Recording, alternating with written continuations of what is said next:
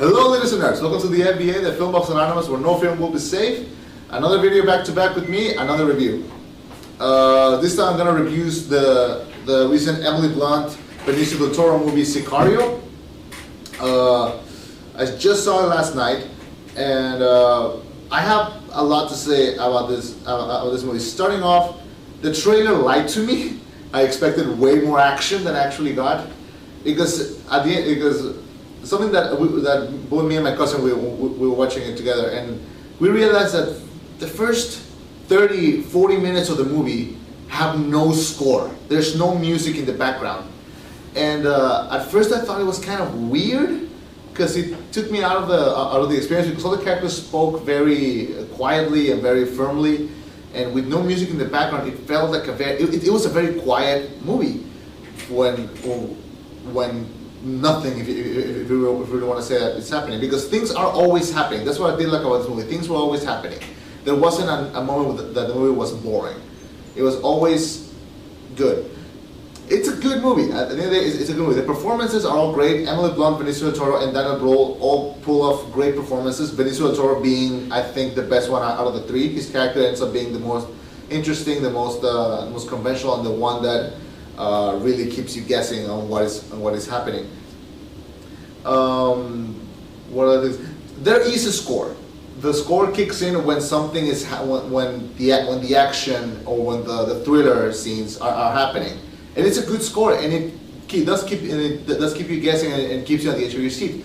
If I had to compare it to another movie, it would be Jaws, because Jaws did this exact same thing. It only put the score on the really thrilling scenes. What else? What I will say is that it's not a movie that I think will end up getting any awards come award season.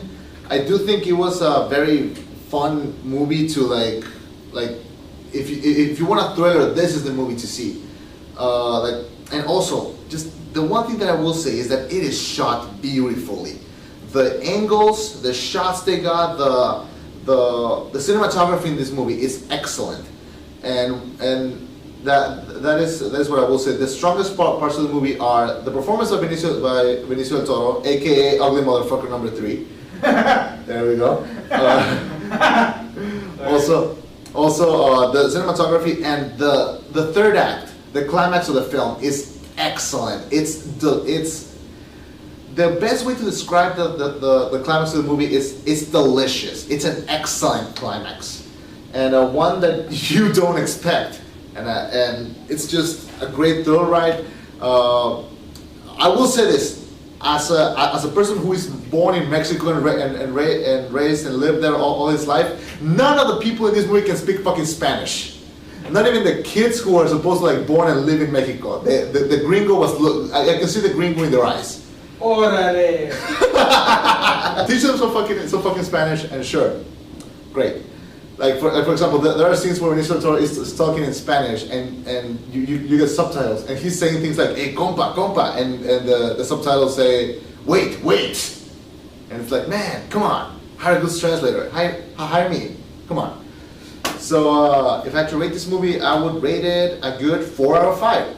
It's a good thriller. It's not I didn't get that wrapped into it, and it might not even end up in my top 10 favorites of the year. But it was a great film and a great thriller, and I thought that as itself, it was a great piece of film.